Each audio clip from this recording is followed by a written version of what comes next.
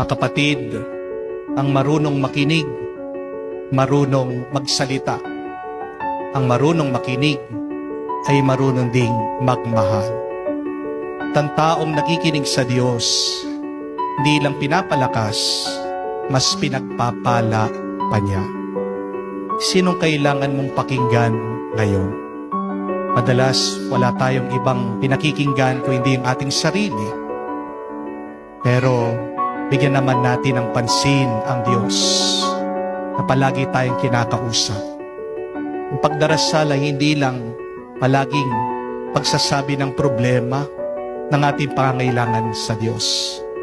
But true prayer is also when you try to listen closely to God.